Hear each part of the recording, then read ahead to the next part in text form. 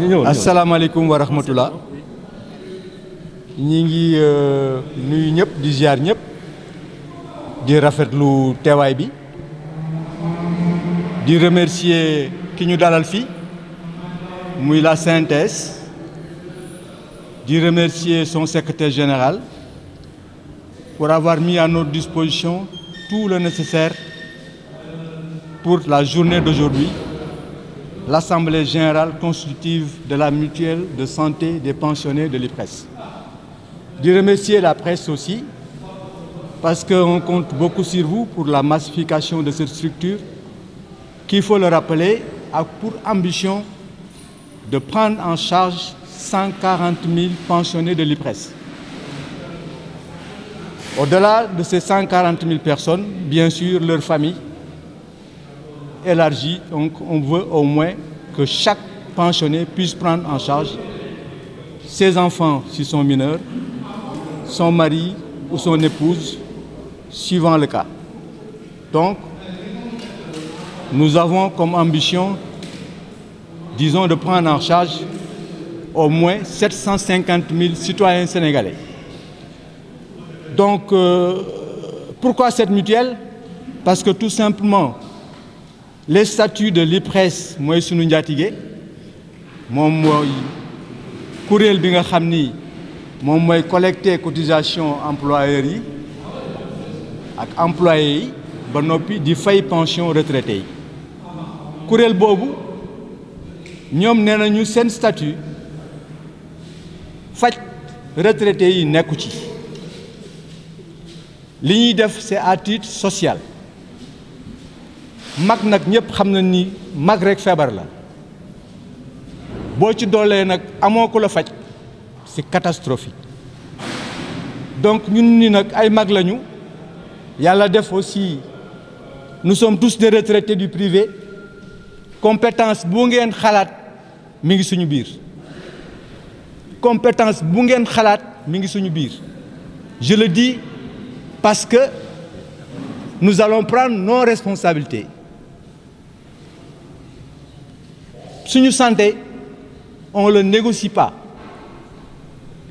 Dañu def une mutuelle boo xam ni on va solidariser avec l'ensemble des 140 000 pensionnés de l'IPRES. Nous travaillons depuis 1 an sur ce projet. Donc dañuy sant yàlla tey ba mu ñu mënee toog fii di taxawal suñu structure.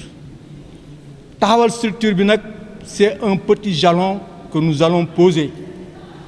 Parce que pendant 1 an, nous avons travaillé dans l'informel, mais yàlla def na alhamdulillah, on a pu bien gérer ba agsi fi tey. Tey journée tey bi nag li ñu bëgg taxawal rapidement mooy une structure formelle, une structure reconnue par l'État qui pourra commencer rapidement le travail. Au-delà de ça, nous allons mettre en place une structure financière parce que retraités yi nga xam ni dañu fas yéene faj leen seen doole barewul ñëpp xam nañu le niveau de la pension des retraités de l'IPRES au Sénégal. Si on sait que parmi ces 140 000 pensionnés, il y a au moins 15 000 personnes qui gagnent 35 000 francs. Il y a 90 000 veuves yoo xam ni amuñu 35 000 francs mais ñi am chance peut-être seen jëkkër ne woon cadre ils peuvent peut-être gagner un peu plus parce que je rappelle que ku di IPRES di fay bu dee góor nga boo génnee àdduna say soxna dañuy jël li nga doon am ñu xaaj ko ci digg bi. Je donne un exemple. Bu dee pension de retraite 100 000 francs nga amoon boo génnee àdduna dañ koy xaaj ci digg bi 50 000 francs yi IPRES jël ko yeneen 50 000 francs yi ñu séddale ko say soxna. Donc ñun suñu population cible amuñu doole moo tax ma ni bu fekkee dañu bëgg a solidariser bu fekkee dañu bëgg a faj suñu bopp ñun suñu bopp ñooy mën a régler suñu problème keneen duñ ko régleel nag. ñun suñu bopp rek ñoo ko mën a régler loolu moo tax ñu ni dañuy xar suñu tànk tubéy taxawal suñu mutuelle faj suñu bopp loolu moo yëkkati tey bés bi. Pour le moment invité nañu IPRES depuis 1 an ñu ngi leen di bind tontuwuñu waxuma sax dara mais tontuwuñu sax l'occasion que j'ai eue une fois de rencontrer le PCA dama ko ni ñun de dañu bëgg a taxawal suñu mutuelle mënuñu loolu moom c'est la responsabilité des pensionnés ma d'accord seeg moom nag parce que mutuelle nag boo koy taxawal c'est un engagement individuel c'est pas un engagement collectif tey mutuelle bi ku ci bëgg a bokk yow yaa jël sa responsabilité ni dama ciy bokk IPRES yoonam nekku ci donc ñu ni tant mieux pour nous parce que dañu bëgg suñu autonomie tey journée bi ñuy def nii à part li ñu CNTS jàppale benn dërëm demu ci il faut que ça soit clair ñun ñooy cotiser suñu 20 000 francs ku nekk ñu fi toog ñuy tuddee membre fondateur ñoom ñoo teg ku ne 20 000 francs ñu organiser ci suñu journée ñaanuñu saraxuñu suñu xaalis la donc pour vous dire que ñun dañu décider faj suñu bopp ca duñ ci yem nag bu ñu fajee suñu bopp ba pare suñu yeneen problème yëpp daañu ko régler Sénégal ngay gis retraité boo xam ni amul loisir amuñu loisir mag dafa war a am endroit boo xam ni mën dafa dem féexlu génn tuuti milieu bi mais Sénégal boo fi lu lay ñaanal yàlla nga màggat ba ñu lay weer ci naaj bi non quand même il faut être sérieux mais loolu ñun dañ koy régler parce que nee na on va mettre en place une structure financière cette fois-ci qui aura comme objectif uniquement de chercher de l'argent pour les retraités. Et c'est possible. Et on va le faire. Nous sommes en train de discuter on va faire une fondation, carrément, une fondation des seniors du Sénégal. Boo xam ni son objectif principal, ce sera de soigner les pensionnés et de prendre en charge leurs activités économiques. Parce que dama koy wax souvent, man retraite xaw ma ko de. Ça n'existe pas dans ma tête. Vous les jeunes là, je vous le dis, dès à présent. Retraite amul. Sama référence muy maxtuum da koy wax. Xam nga lan moo am? Liggéey nga fii sa wërsëg jeex na fa demal nga dàqe ko faneen. Retraite c'est un terme des colons. Lan mooy retraité mooy nit ki da nga lay retraité waat lan mooy loolu. Ñun bokkuñu ci gaam boobu. C'est une nouvelle génération de retraités qui est là et qui va prendre en charge ses propres problèmes. Mes sincères remerciements d'abord à l'endroit de la presse pour avoir bien voulu couvrir cet événement qui, je le dis, marque un tournant dans la vie des pensionnés de l'IPRES. Je vais me présenter, comme dit monsieur, donc moi je suis Cheikh Amadou Tidiane Gaye. Je suis un retraité du groupe Santenac qui gérait les moulins Santenac et la Socas et la holding SFCV. J'ai pris ma retraite là-bas en tant que directeur administratif et financier. Voilà. Pour la structure, pour le moment, je suis le coordonnateur du comité d'initiative. Et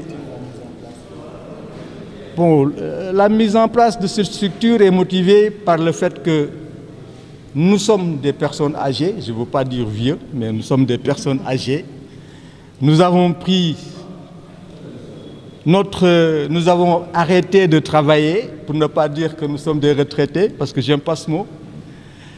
Mais nous avons quand même constaté que la structure qui doit s'occuper des pensionnés ne nous prend pas en charge sur le plan médical.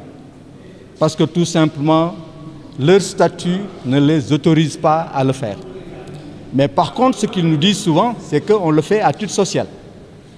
On est preneur parce que, comme on dit déjà, être une personne âgée, c'est une maladie. Si en plus de ça, tu n'as pas une couverture médicale, ça pose problème. Donc on s'est dit, on ne va pas attendre le bon Dieu pour qu'il vienne nous soigner. Nous avons toutes les compétences possibles et imaginables dans ce groupe. Donc, rien ne nous empêche de régler nos propres problèmes.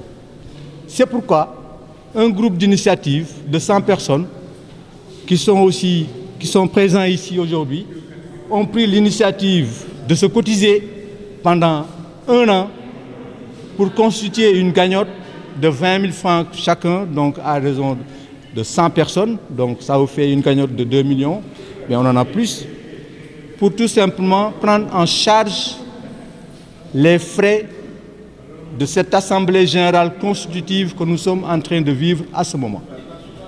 Donc je disais qu'en dehors du soutien de la synthèse, tout ce que nous avons dépensé vient de nous.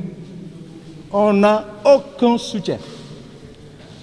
L'IPRES a été informé de cette initiative. Ils nous ont répondu que ça reste à l'initiative de chacun. L'IPRES ne peut pas exiger aux pensionnés de venir adhérer à une mutuelle de santé. C'est un engagement individuel. Donc c'est pourquoi nous profitons de ce moment pour lancer un appel à l'ensemble des pensionnés de l'IPRES pour qu'ils viennent nous rejoindre. Il fallait bien partir sur un noyau dur pour lancer l'idée. C'est fait, alhamdoulilah. Les gens nous ont fait confiance. Ils nous ont versé leur argent que nous avons gardé pendant 1 an. Nous venons de leur rendre compte. Et ça nous a permis aujourd'hui d'avoir une autonomie financière. Parce que on a demandé à personne pour tenir cette Assemblée générale. Donc je pense que c'est extrêmement important. En ce qui concerne l'enrôlement et les objectifs que vous vous êtes fixés, c'est quoi le fait? Bon, maintenant, au sortir de cette Assemblée générale, parce que le comité d'initiative n'a pris aucune décision pour le moment, nous sommes venus qu'avec des propositions fortes. Et c'est à l'Assemblée générale ici qui prendra toutes les décisions pour aussi bien les droits d'adhésion qui vont être fixés, les cotisations qui vont être fixées et le taux de couverture aussi qui vont être fixés. Bien sûr, le Focus Group a déjà eu à faire du benchmarking à travers les assureurs de la place, mais malheureusement, la réponse c'est que vous êtes des vieux, vous êtes souvent malades, on ne peut pas vous assurer. Donc vous êtes un marché pas rentable, comme on dit, pour dire le terme économique. Donc, raison pour laquelle on s'est dit, nous, on va nous soigner nous-mêmes. Vous avez parlé de 140 000 pensionnés. Oui. Comme objectif à atteindre. Exactement. Donc, tout simplement parce que l'IPRES paye, aux dernières statistiques que nous avons, 140 000 pensionnés. Ces 140 000 pensionnés sont répartis 90 000 veuves, pour te dire que nous ne sommes pas soignés, on crève vite. 90 000 veuves. Après ces 90 000 veuves, nous avons au moins 15 000 personnes qui gagnent la pension minimale, c'est-à-dire 35 000 francs. Parmi les veuves, il y en a encore qui gagnent 15 000 francs, 10 000 francs. Qu'est-ce qu'on peut faire avec? Donc c'est pourquoi on lance un appel aux cadres qui, durant leur activité, ont eu à cotiser sur les 2 régimes et qui gagnent franchement au moins substantiellement mieux que les autres. Donc parce que nous avons comme ambition de soigner ces 40 000 pensionnés, donc il faut qu'on soit solidaire. Nous allons peut-être fixer un taux de cotisation, un taux, je dis, qui va s'appliquer sur une pension, et donc ça va faire un nivellement. Quelles sont les difficultés que vous rencontrez? Bon, pour le moment, on ne peut pas dire qu'on va avoir des difficultés, on n'est pas encore né, hein? Mais Inch'Allah, à partir... Vous avez parlé d'un défaut de loisirs, je sais pas. Oui, ça, on va le prendre en charge. Au Sénégal, est-ce que vous connaissez une maison de... Je ne veux pas dire maison de retraite pour faire à la française, mais nous, on pense plutôt à un village, un petit village. On pourra se retrouver, cultiver, faire du maraîchage, vivre d'une façon bio, faire des pèlerinages, faire un lieu de pèlerinage. Voilà, on va le faire, Inch'Allah. Donc ça, c'est pour combler encore un vide. En dehors de la santé, les loisirs, c'est extrêmement important.